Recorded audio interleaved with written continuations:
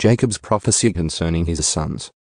Then Jacob summoned his sons and said, Assemble yourselves, so that I may tell you what will happen to you in the days to come. Gather together and listen, sons of Jacob. Yes, listen to Israel your father.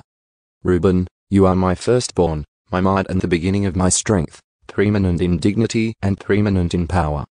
Uncontrollable as water, you shall not have preeminence, because you went up to your father's bed.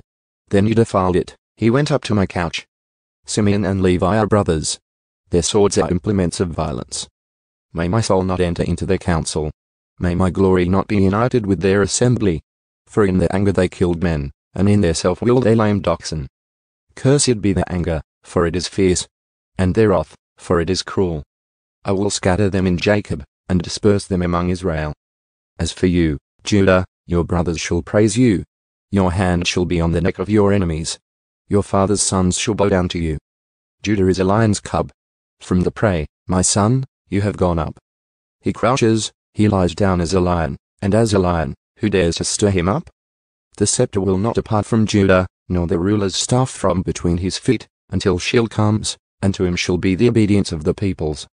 He ties his foal to the vine, and his donkey's colt to the choice vine. He washes his garments in wine, and his robes in the blood of grapes. His eyes are dull from wine, and his teeth white from milk. Zebulun will reside at the seashore, and he shall be a harbour for ships, and his flank shall be toward Sidon. Issachar is a strong donkey, lying down between the sheepfolds. When he saw that a resting place was good and that the land was pleasant, he bowed his shoulder to carry burdens, and became a slave at forced labor. Dan shall judge his people, as one of the tribes of Israel.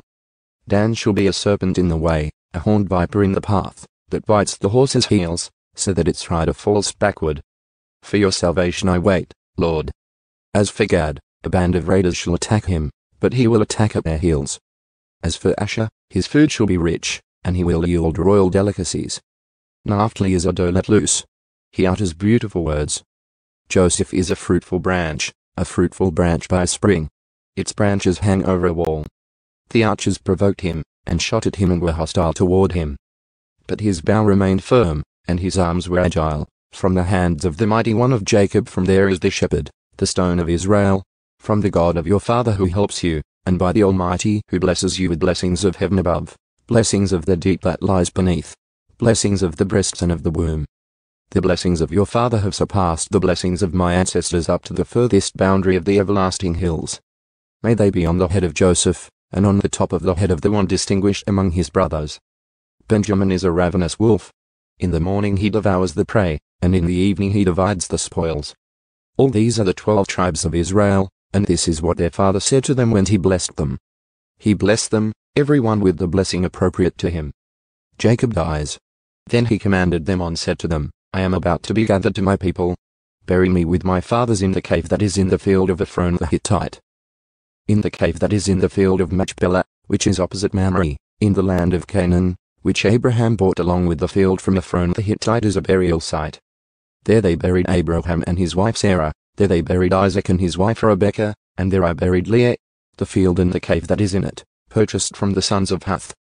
When Jacob finished commanding his sons, he drew his feet into the bed and breathed his last, and was gathered to his people.